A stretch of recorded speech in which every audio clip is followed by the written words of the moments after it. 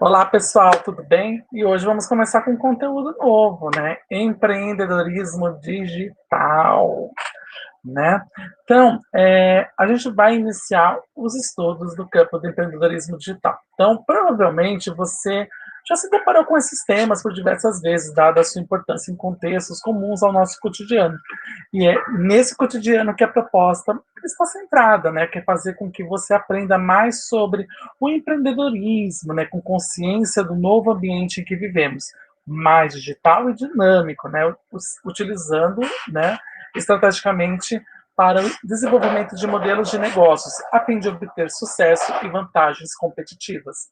Então, para isso, a gente vai iniciar nossa trajetória com a economia digital, contextualizando a importância da análise de cenários, das mudanças do comportamento do consumidor e seus impactos para os negócios, bem como as práticas e tendências que têm se mostrado positivas para o campo, né, tanto nacional quanto global. Então, com essa perspectiva analítica, é importante que a gente conheça também os desafios impostos a todo empreendedor, né? Então, vamos saber quais os modelos de negócio com maiores chances de sucesso nesse ambiente, os desenvolvendo de maneira assertiva e qual o modus operandi do empreendedor digital. E, por fim, o seu processo empreendedor se torna completo ao desenvolver habilidades gestoras com enfoque para negócios digitais, uma vez que aspectos de planejamento, comunicação e gestão são trabalhados e contextualizados a partir de casos reais do mundo online. Então, a gente vai começar juntos a trajetória, né? Vamos lá?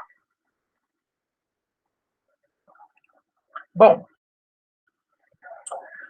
a definição e implementação de uma estratégia de negócios digitais exigem quais habilidades, né?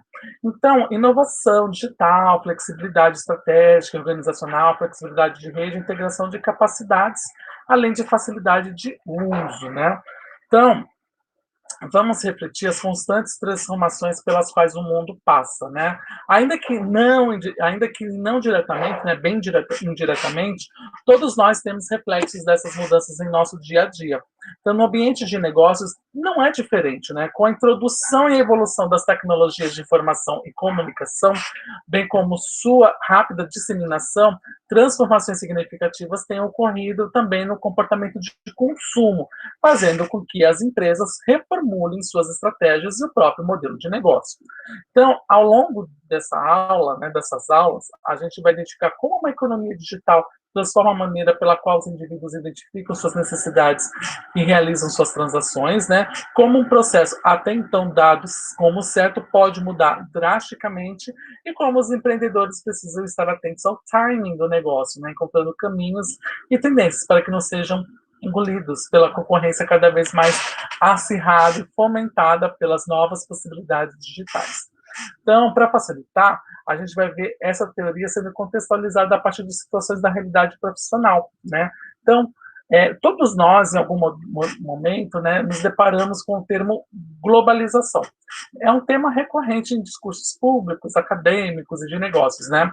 E a globalização foi fundamental no processo de construção social atual. Esse processo teve início com a integração de fatores econômicos, sociais, culturais e políticos, bem como com a redução de custos de meios de transporte e comunicação em escala global. Então, imagine a proporção do desenvolvimento tecnológico para isso, né? Então, os avanços na área de transportes e comunicação encurtaram as distâncias, o que décadas atrás levava dias, ou até mesmo semanas para encontrar o destinatário, hoje está ao nosso alcance, instantaneamente fazendo parte do nosso dia a dia, né?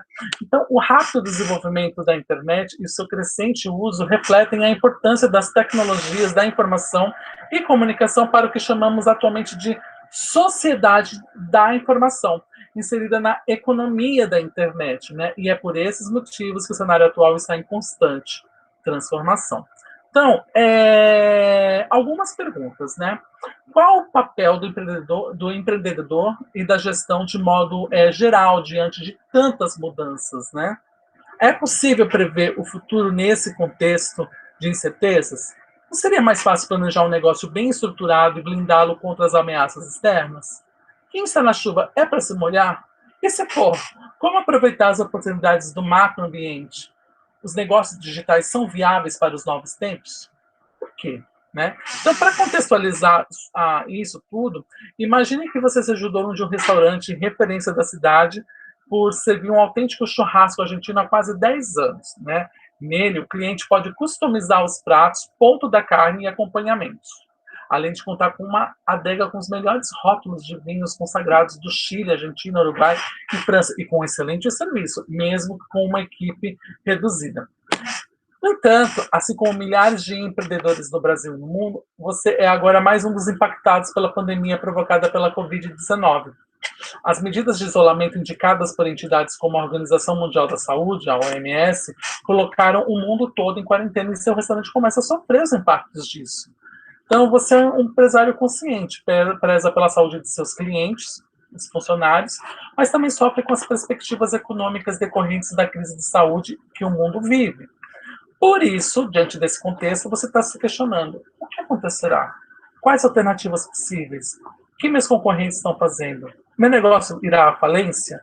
Então, o nosso desafio vai ser responder todos esses questionamentos e encontrar as possíveis alternativas para o cenário no qual se encontra, né? Então, busque relacionar esses conceitos que você aprendidos aqui com situações vivenciadas por você no dia a dia.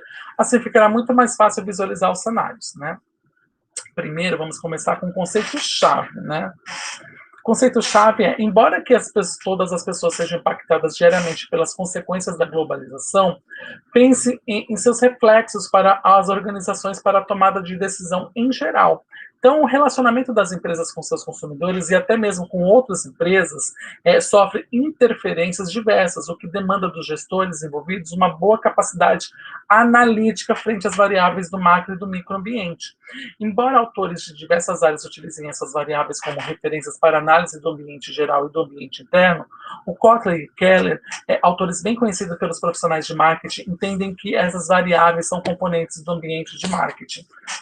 Então, a gente vai tratar essas perspectivas o seguinte, eu vou mostrar para vocês.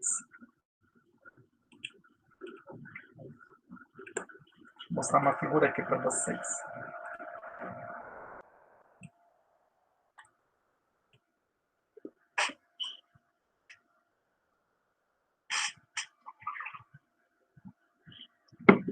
Esses são os ambientes de marketing, né? Vocês estão vendo aí que existem o macroambiente e o microambiente, né? O macroambiente é o grande, né? O micro é o que está no meio deles, né? Certo? Perdão. Então, nós temos aí seis ambientes, né? Que fazem parte de um macroambiente, né? Nós temos o demográfico, o econômico, o natural, o político-legal, o tecnológico e o sociocultural, até retornar para o demográfico, econômico, natural e assim por diante. Então, o microambiente traz os participantes imediatos envolvidos na produção, na distribuição e na promoção da oferta.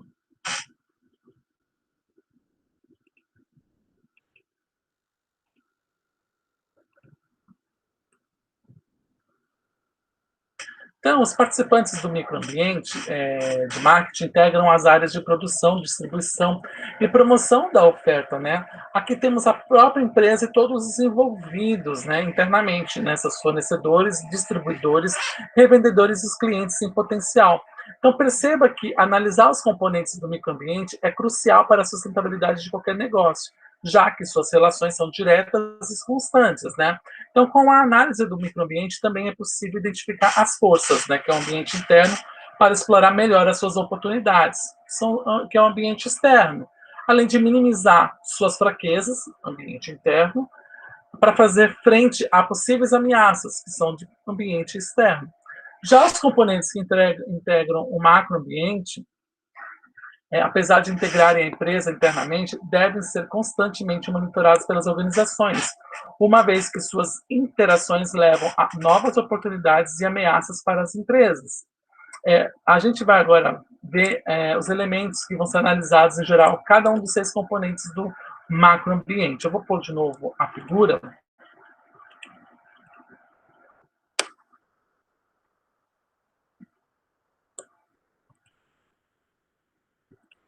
Opa! Agora sim, vamos por lá de novo.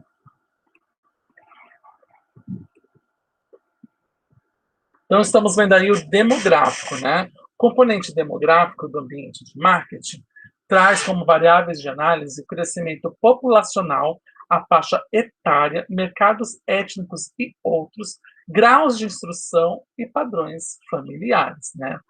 Já o ambiente econômico diz respeito à distribuição de renda, à própria renda, poupança, endividamento e à disponibilidade de crédito.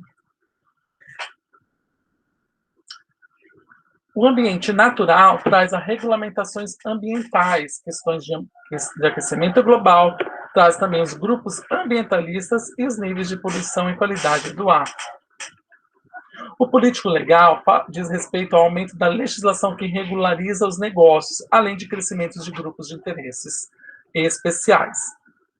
Já o tecnológico fala sobre a aceleração do ritmo das mudanças tecnológicas, as oportunidades limitadas para a inovação, né, e além das variações nos orçamentos de pesquisa e desenvolvimento, que é o P&D, né, e, por fim, a maior regulamentação dos avanços tecnológicos. E, por último, né, nesse círculo, nós temos o sociocultural, que traz as visões de mundo, as persistências de valores culturais centrais e a existência de subculturas.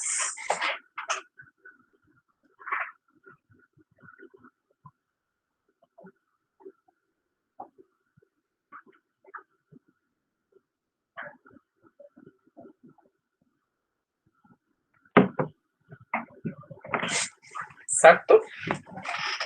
Então, mas simplificando, o Kotler e Keller enfatiza que os componentes macroambientais, né, que é o que está externo, né, exercem força sobre as organizações, além de interagirem entre si. Esse processo faz com que novas oportunidades e ameaças, que são próprias do ambiente externo, surjam novamente.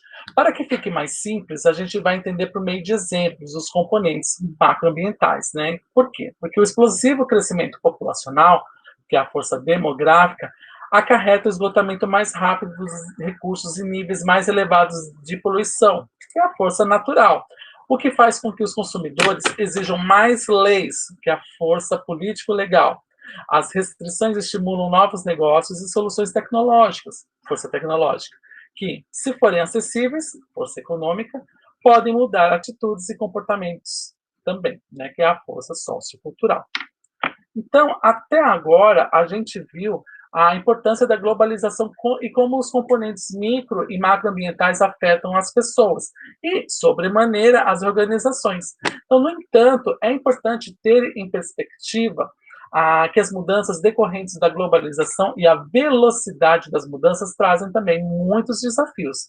Então, não é difícil lembrar da crise imobiliária que assolou os Estados Unidos no ano de 2008, gerando baixas posteriores no mercado de ações ao redor do mundo, do aumento da taxa de desemprego, inclusive no Brasil, dos escândalos envolvendo empresas e governos, além de outras ameaças mundiais, como o aquecimento global e o próprio terrorismo. Todos esses eventos negativos e, portanto, mais prejudiciais influenciam diretamente diversos cenários, né? Então, como as empresas podem se prevenir de ameaças do macroambiente, né? Como é possível explorar as oportunidades, né? Então, essas perguntas encontram respostas satisfatórias quando o modelo de negócio é articulado de maneira estratégica, o que significa que ele visa alcançar objetivos, né, que são os fins, né, previamente definidos, e tem um meio para isso, né, que é a sua estratégia. Então, de maneira geral, agir de maneira estratégica no contexto organizacional implica alocar recursos em prol de objetivos. Então, as empresas desenvolvem estratégias identificando diferentes visões do futuro, né, e fazendo escolhas entre elas, né. Então, vamos ver que estratégias organizacional é condicionada aos resultados esperados do futuro, né? E seria possível prever o futuro, né? Então, o Wright e Spears, eles sugerem que o futuro seja avaliado por meio de cenários. No entanto, recomendo que a elaboração desses cenários não seja vista como um exercício de predição, como uma profecia ou previsão, e sim como uma identificação de situações possíveis e de alternativas. Essas seriam, então, encaixadas nas estratégias das empresas a fim de transformar seu ambiente estratégico e até mesmo o seu setor de atuação. Então, o Van der Heyden Van der Heyden. Define cenário como um instrumento cuja finalidade é aperfeiçoar as decisões e seus processos decorrentes, utilizando para isso o ambiente futuro. Ah.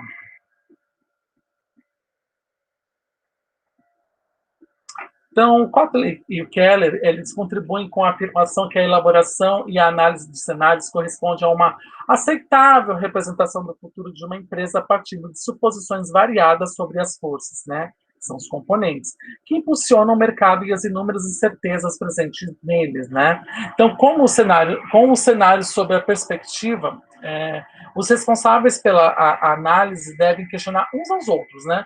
O que faremos caso esse cenário se concretize, né?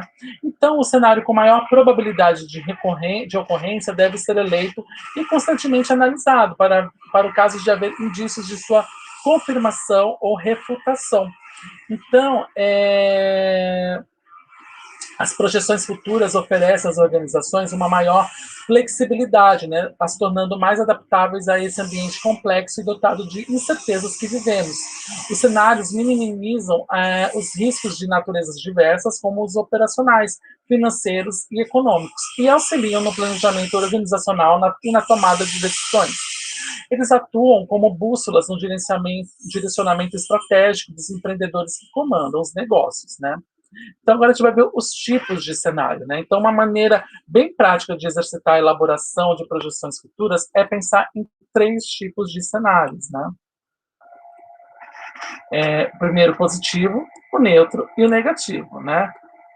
Que eu vou mostrar para vocês agora.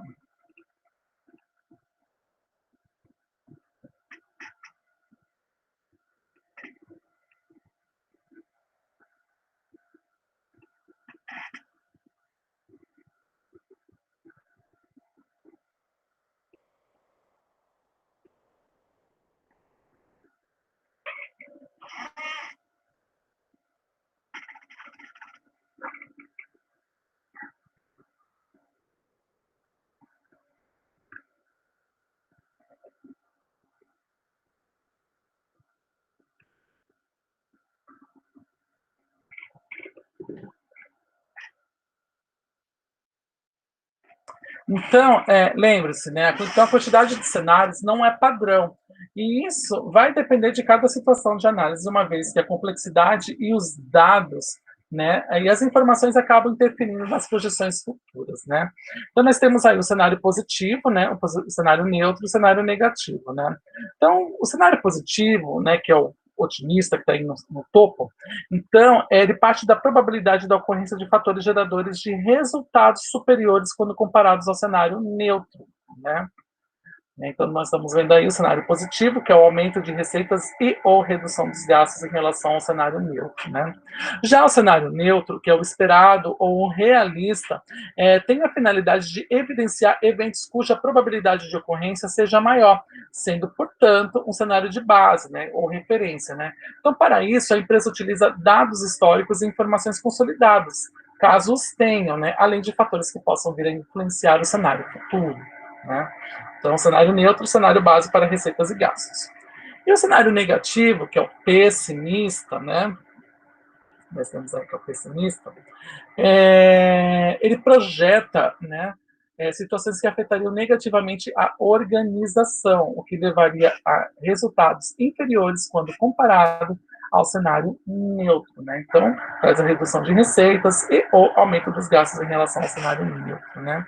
Então, agora, vamos contextualizar um empreendimento recém-inaugurado, né? Então, imagine enquanto empreendedor do negócio, analisando os componentes micro e macroambientais.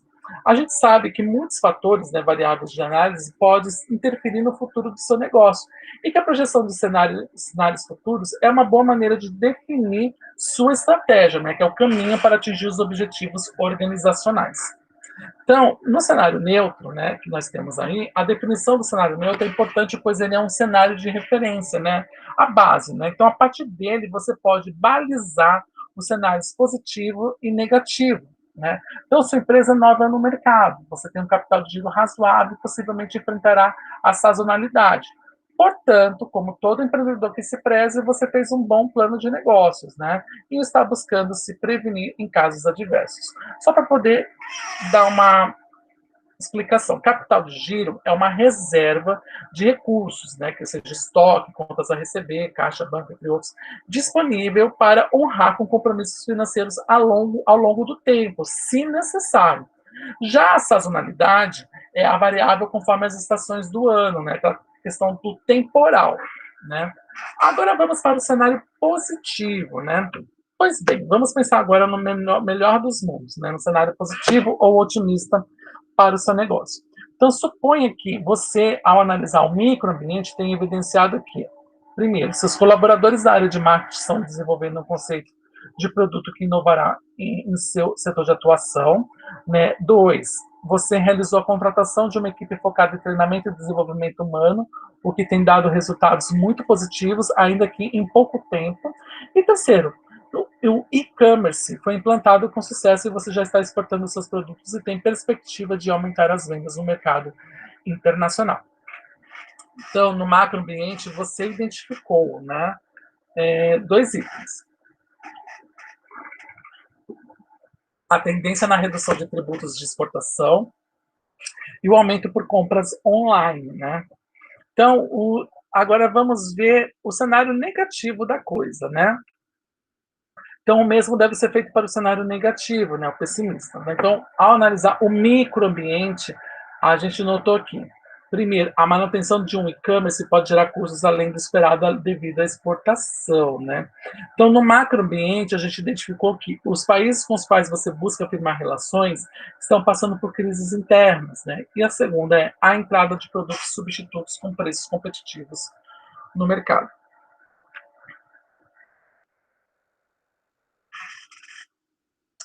Então, com essa análise macro e microambiental, foi possível a gente traçar os ambientes positivos, neutro e negativo, a fim de relacioná-los com os gastos ou receitas do seu negócio para determinado período. Então, busque se questionar sobre qual cenário tem a maior probabilidade de ocorrer e o porquê. Né? O que você faria se isso acontecesse? Né? Então, é a partir disso que a gente passa a monitorar a empresa e sabe tomar as decisões mais assertivas, né? Então, quando a gente opta por um dos cenários, neutro, otimista ou pessimista, e passa a monitorá-lo, a fim de verificar as projeções serão confirmadas ou refutadas, o que você faz com os demais cenários, né? O correto seria descartá-los, né? Não seria interessante mantê-los à disposição do empreendedor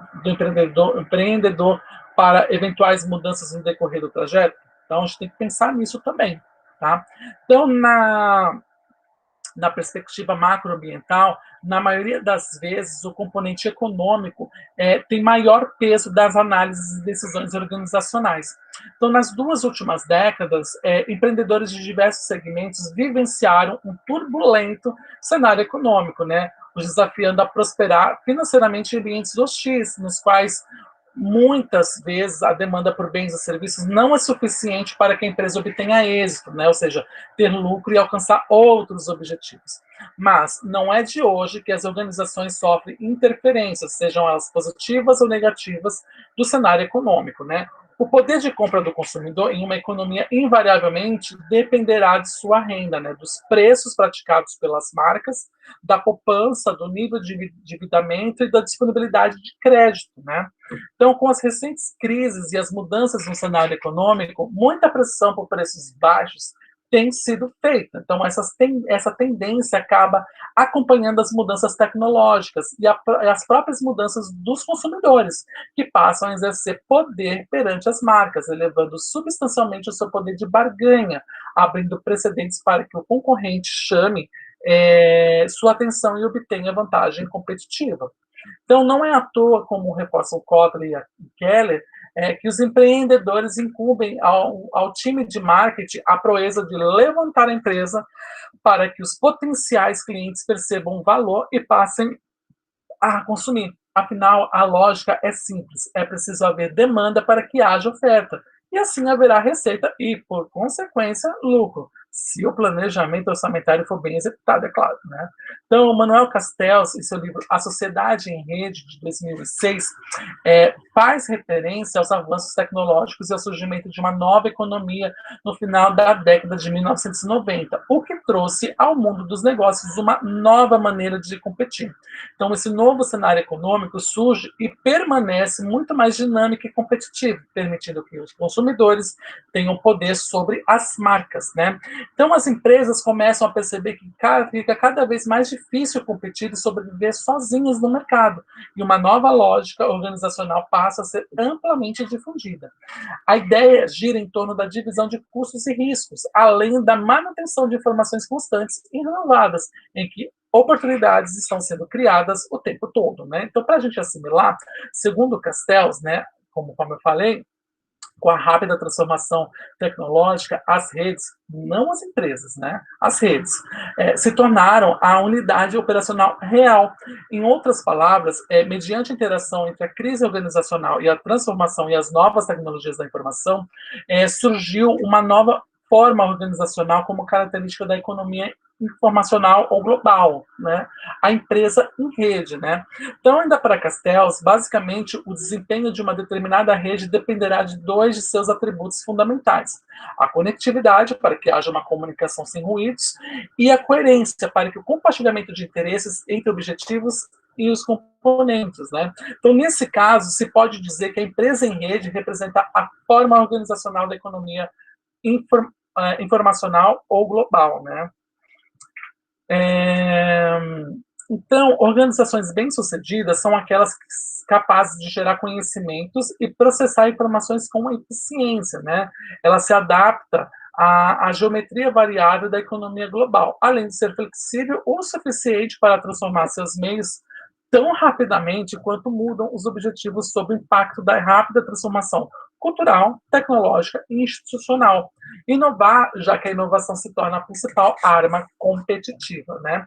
Enquanto na economia tradicional as empresas costumavam ser cercadas por um ambiente relativamente rígido, agora enfrentam uma mudança contínua, sobretudo pelo advento da internet. Por conseguinte, os processos corporativos e as estruturas organizacionais precisam levar isso em conta para atender às demandas do mercado o mais rápido possível. Então, nesse sentido, a empresa em rede concretiza a cultura da economia informacional ou global.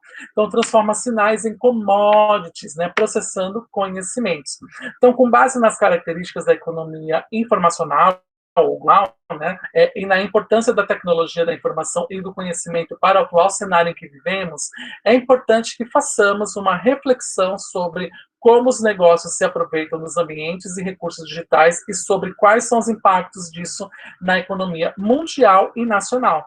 Então, para Dornelas, né, a internet é um celeiro de oportunidades jamais visto na história, né? Então, a gente vai falar sobre os impactos dos negócios digitais na economia mundial e brasileira, né? Então, ela congrega empresas, marca, pessoas, clientes em potencial. Então, ela oferece inúmeras possibilidades e não limita espaços físicos ou fronteiras, né? É um ambiente promissor para que os empreendedores que sabem usufruí-la, né? Então, Calacota e Robinson explicam que com 50 milhões de pessoas conectadas em 5 anos, a internet se tornou o meio de comunicação e concentração mais rápida de todos os tempos, né? Então, foram necessários 70 anos para o telefone, 40 para o rádio, 15 anos para a televisão alcançarem esse marco, né? Então, veja como o impacto da internet revolucionou a dinâmica econômica global, né? Então, desde a flexibilidade na produção até a eficiência, novas ferramentas e oportunidades de negócios e investimentos. Então, a economia da internet e o e-business, né, como propõe o Wirtz, né, e outros autores da área, representam as duas principais dimensões que constituem a atual sociedade da informação. Então, as empresas extrapolam os ambientes físicos, né, o offline, e passaram a atuar no ambiente digital. Afinal, é nesse ambiente que muitos consumidores estão. Possibilidades de negócios digitais são muito mais do que um canal de distribuição adicional para produtos tradicionais. Então, Wirtz explica que, por um lado, o mundo digital oferece o potencial de desenvolver e vender novas ofertas. Por outro lado, o valor dos produtos físicos ou tradicionais aumenta por meio de serviços digitais com valor agregado, por meio do qual uma empresa pode gerar vantagem competitiva. Além disso, os negócios digitais têm o potencial de oferecer inúmeras variantes, né, de produtos nos mercados de massa, o que acaba limitando fisicamente no ambiente offline, né? A internet já faz parte do nosso dia a dia, mas e o que é e-business, né? Porque ele é tão importante para o cenário econômico atual e para a sociedade da informação como um todo, né? Então, em geral, a literatura atual tem uma compreensão heterogênea do termo e-business, né? Então, portanto, entenda que e-business como a iniciação, o suporte parcial ou total, né, a transação e a manutenção dos procedimentos de troca de serviços entre parceiros econômicos por meio da tecnologia da informação, né? Então, redes eletrônicas, né? Então, quando falamos de e-business, nos referimos a e-commerce, né, que é o comércio eletrônico, comunicação eletrônica, informação eletrônica ou entretenimento, colaboração eletrônica e educação eletrônica, feita por governos, empresas e consumidores. Então, é importante especificar que o e-business se refere à integração entre as diversas atividades e procedimentos organizacionais, né, como vendas, marketing, produção, controladoria, entre outros, mediante auxílio de sistemas de informação, né? Então, o comércio eletrônico ou e-commerce trata especificamente das operações de compra, venda ou troca de produtos, serviços e informações por meio digitais, né, os computadores, smartphones, tablets, entre outros, né? E consiste em uma atividade econômica em que realizam transações comerciais via rede mundial de computadores.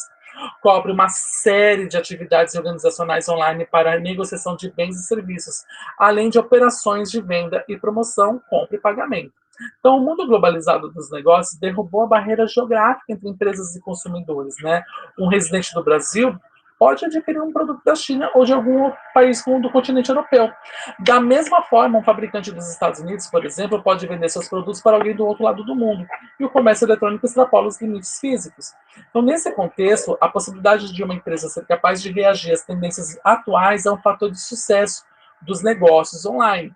A integração eficiente de informações, serviços, produtos e processos representa uma ideia básica dos negócios digitais, né? Então, a definição e implementação de uma estratégia de negócios digitais contribuem para o sucesso e podem garantir o sucesso a longo prazo de uma empresa, né? Então, o Verts considera que essa estratégia exige especialmente quatro habilidades dinâmicas, né? Que é a inovação digital, a flexibilidade estratégica e organizacional, a flexibilidade de rede e a integração de capacidades, além de facilidade de uso. Então, por consequência, como vimos, a capacidade de rede e integração é um componente crítico desse tipo de negócio. A interconectividade, por exemplo, em termos de efeitos de rede, pode servir como um impulsionador do desenvolvimento de processos de negócios digitais, ou também pode ser aplicada por meio de efeitos de bloqueio específico da plataforma como instrumento de fidelidade do cliente. Então, um exemplo de efeito de rede na perspectiva dos clientes é a crescente difusão do cliente de mensagens instantâneas no WhatsApp, né? Dado que o valor de um produto ou serviço depende do número de pessoas que utilizam, o número crescente de usuários conectados aumenta o benefício de cada indivíduo, pois eles podem alcançar um número maior de usuários. No entanto, o número de usuários precisa atingir uma certa massa crítica para colher os benefícios de sua rede, né, que são os efeitos positivos da rede, né? Então, agora a gente entende a importância do ambiente digital para os negócios. A gente sabe que as transformações provocadas pela introdução das novas tecnologias de informação e comunicação fizeram com que as organizações remodelassem também sua estratégia e tomada de decisão. Então, imagine um ambiente conectado e dinâmico, como o que vivemos, né? Sem atuação de organizações digitais, sem uma análise apurada de dados disponíveis, tanto no microambiente quanto no macroambiente, né? Então, é por isso que, cada vez mais, os empreendedores que almejam sucesso e vantagem competitiva precisam estar atentos às mudanças e flexíveis para corresponder a elas.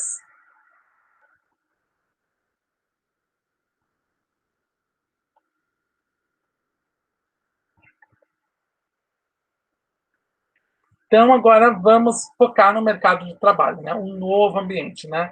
Então, como um restaurante pode superar os impactos negativos causados por uma pandemia? Lembra do restaurante que nós falamos lá no início? Do churrasco argentino? Então, nesse contexto, um empreendedor pode primeiramente recorrer às análises do macro e microambiente, além de projetar cenários neutros, positivo e negativo, a fim de se preparar para superar a crise.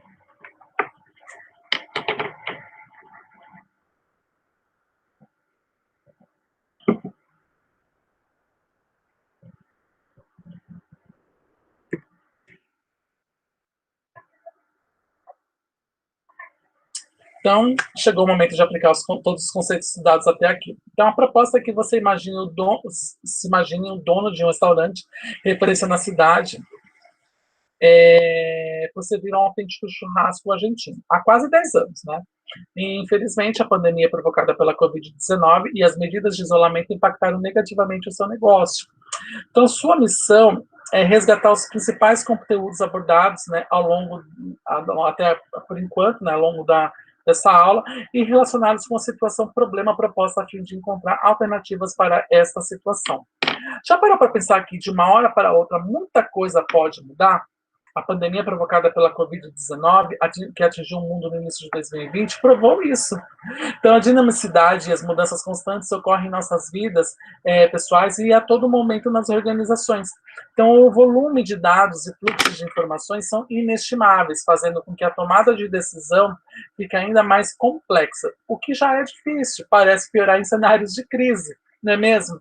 É uma realidade que, para muitos empreendedores, principalmente para os micro e pequenos negócios. Então, pensando no caso hipotético do restaurante, qual é o papel do empreendedor diante de tantas mudanças, né? Qual seria o primeiro passo? Né? Então, a melhor forma de identificar possíveis oportunidades, ameaças, pontos fortes e fraquezas é olhando para o ambiente externo e interno. Então, para isso, a gente deve recorrer às análises do macro e microambiente. Perceba que nem sempre todos os componentes serão impactos para os seus negócios. Então, por isso, se dedique seus esforços para aqueles que têm mais relevância para o seu empreendimento ou para os seus stakeholders, né, que são pessoas que compõem a parte interessada da sua empresa, né? Então, vamos aqui pensar nas variáveis de cada componente, né? Então, vamos começar pelo econômico, né?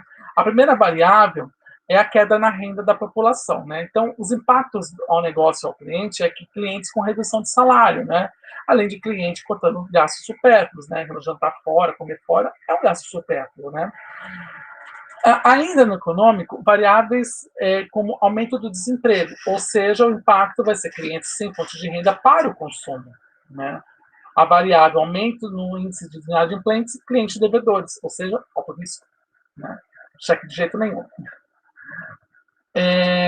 Os atrasos do abastecimento da cadeia de suprimentos. Então, as entregas de produtos, a matéria-prima, acaba demorando e você não consegue trabalhar. Ou seja, se você não consegue trabalhar, você não tira dinheiro. Né? E, por fim, a inflação. Ou seja, na compra de mercadorias, você vai comprar sempre mais caro. Né? Ou seja, precisa repassar isso, inclusive, para os seus clientes. Porque você precisa compensar uma coisa da outra. Né? Já no componente político-legal, a gente tem a taxa de importação, né? No caso, ele é carne argentina, nós estamos no Brasil, então tem paga a taxa de importação. Então, é o aumento de importação de cortes de carnes argentinas, né? E além da legislação, seja ela municipal ou estadual, com a manutenção do fechamento de estabelecimentos comerciais, como já vimos ocorrer, especialmente no estado de São Paulo, né? Então, veja que o restaurante destacou os componentes eletrônicos, os componentes econômico e político-legal, né? Então, as variáveis de análise são aquelas que oferecem ameaças ao negócio nesse momento de crise por conta da Covid-19. Então, logo, vem do ambiente externo, né, o macroambiente, e são negativas para a empresa, né? Então, como é possível prever o futuro nesse contexto de incertezas, né? Então, não é recomendado que o futuro seja trabalhado a partir de uma ideia de previsão, né, que é predição, profecia. Por isso, a gente deve identificar as situações possíveis, né, que são as alternativas, e a partir daí encaixá-las nas estratégias do restaurante a fim de transformar seu ambiente. Então, a projeção de cenários é utilizada por diversos setores. Apesar do fim do momento de incerteza, é possível considerar situações otimistas, neutras ou pessimistas dos ambientes externo e interno, para que a gente acompanhe as mudanças e tome a melhor decisão. Então, no cenário neutro, né, em uma projeção, né, do cenário neutro, a gente pode tomar como base o funcionamento habitual do restaurante, né, considerando os meses que antecederam a pandemia. Então, o fluxo de cliente, a quantidade de pedidos por dia, por semana, por mês, a gente tem que lembrar que o cenário neutro é o cenário referência. Então, portanto, ele evidencia eventos que têm probabilidade maior de ocorrência, né? Então, considerando a trajetória de 10 anos do restaurante, este é o cenário básico. Então, para facilitar o trabalho, os cenários de projeções futuras, positivo e negativo, serão traçados da seguinte forma: o cenário positivo destacará as variáveis de análise macroambientais em um contexto otimista, projetando o restaurante em um futuro em que haja oportunidades para o negócio. Já o cenário negativo destacará as variáveis de análise microambientais, em um contexto pessimista, projetando o restaurante em um futuro em que haja ameaças, né, que são as macroambientais. Mas, considerando que o negócio pode buscar forças internas, né, e reduzir suas fraquezas, que são internas também, e aproveitar as oportunidades externas em meio à crise, né. Então, ainda pensando lá no restaurante, né, o cenário otimista, né, ou positivo, ele estima um retorno gradual das atividades, uma reabertura do comércio e a cura para a Covid, como por exemplo, né? Então, com base nas variáveis de análise macroambiental apresentadas, né? Então, o cenário positivo contemplaria clientes voltam a consumir normalmente e até mais para compensar o tempo e a saudade do restaurante. Os clientes recuperam seus empregos e ou voltam a trabalhar com carga total de trabalho, recebendo salário integral, que aumenta a sua renda. Os produtos voltam a ser entregues normalmente, além de contar com melhorias significativas na entrega em decorrência do aumento da demanda por delivery durante a pandemia. A inflação passaria a ser controlada, os custos e repasses de preços aos clientes seriam controlados, né? Os preços de matéria-prima mais baixos para estimular o consumo pós-crise frente a possibilidades de falência e, por fim, a reabertura de estabelecimentos comerciais, né? Já no cenário pessimista, né, negativo, né? Então, já a projeção pessimista estima um cenário negativo em que as possibilidades de abertura do restaurante é praticamente nula por pelo menos 6 meses. Então, a gente pode considerar as variáveis macroambientais que foram destacadas bem no início, né? Foi aquela da econômica e político legal, né?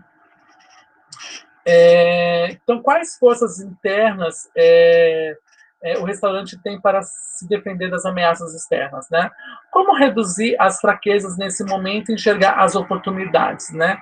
Então, a gente vamos ver as variáveis das análises microambientais, né? Então, o restaurante possui um alto nível de engajamento de clientes em suas páginas de redes sociais online, né? No Facebook ou no Instagram. Então, o site do restaurante é bem estruturado e oferece uma plataforma de e-commerce, caso seja necessário. A equipe é pequena, mas está disposta a ajudar no que for preciso para permanecer trabalhando, desde que as medidas de segurança sejam tomadas, é óbvio, né? Apesar de oferecer uma alta gastronomia, o churrasco e acompanhamentos podem ser adaptados para hambúrgueres de alto padrão, o que tem boa demanda, por exemplo, nas cidades, né? Então, com a quarentena, as pessoas ficam em casa e passam a solicitar cada vez mais delivery. Você contratou alguns clientes fiéis, contatou, né, alguns clientes fiéis e eles se manifestaram interesse pela entrega em casa. E a sua cozinha, com certeza, precisa ser adaptada e seu capital de giro é baixo, né? Então, embora o empreendedor sempre espere pelo melhor, é importante ter a ciência de que nem sempre o prognóstico é positivo. A economia sofre recessões e os negócios sofrem seus impactos. Por isso, é necessário estar atento às mudanças nos ambientes externo e interno e ser flexível, principalmente se levarmos em consideração o contexto atual. Os legados macroeconômicos, como o desenvolvimento de novas tecnologias de negócio, o surgimento de novas redes e polos empresariais, e os microeconômicos, como as novas tecnologias e formas de comunicação, poderão ser diversos, basta que o empreendedor saiba olhar além da crise e se antecipe.